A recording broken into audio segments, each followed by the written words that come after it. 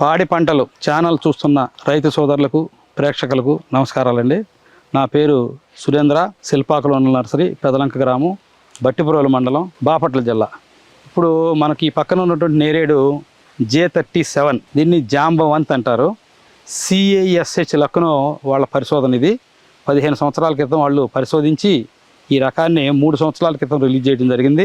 ఇది ఇందులో ఉన్న గొప్ప గుణం ఏంటంటే, ఇది భారతదేశంలో ఉన్న అన్ని నేరేడుకాయల కంటే కూడా పెద్ద నేరేడుకాయ, అంటే యావరేజ్ 25 గ్రాములు వస్తుంది. ఇంకొక అత్యంత గొప్ప గుణం ఏంటంటే, ఇందులో 50% కాయలకి అసలు గింజే ఉండదండి.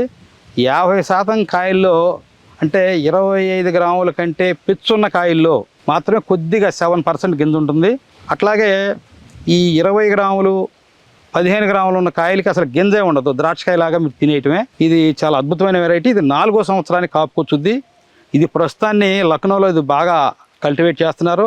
అట్లాగే తిరుపతిలో కూడా ఒక రైతు కొద్దిగా మొక్కలు వేయడం జరిగింది, అవి కూడా కాపుకొచ్చినాయి. ఇది కేవలం ఇప్పుడు వరకు ఏంటంటే ఆ లక్నోలో మాత్రమే ఈ కాయలు దొరుకుతున్నాయి. కొన్ని కాయలు మీకు అక్కడ లోకల్ అమ్మడం జరుగుతుంది. ఎక్కువ భాగం అంతా కూడా 100% కాయలు కూడా కెనడాకి ఎగుమతి అవుతున్నాయి. కేజీ 200 రూపాయలు చేసి అక్కడ రైతుల దగ్గర కొనుక్కొని 100% ఇది కెనడాకి ఎగుమతి వెళ్ళిపోతున్నాయి. ఇది ఒక మొక్క వచ్చేసి 4వ సంవత్సరానికి మనకు ఒక 10 కేజీలతో స్టార్ట్ అవుతుందండి. 5వ సంవత్సరం వచ్చేసరికి 50 కేజీలు, 6వ సంవత్సరం వచ్చేసరికి 100 కేజీలు. ఇక చెట్టు పెరుగుతున్న కొద్దికి మీకు 400 కేజీల వరకు కూడా ఇది దిగుబడి వస్తుంది. అయితే ఇది పూర్తిగా మామూలు మన పాత నేరేడులాగా విపరీతంగా ఎత్తు పెరిగేది కాదు. ఇది సెమీటాల్ అంటారు, అంటే పొట్టిది కాదు పొడుగుది కాదు, మధ్యస్థంగా ఉంటుంది.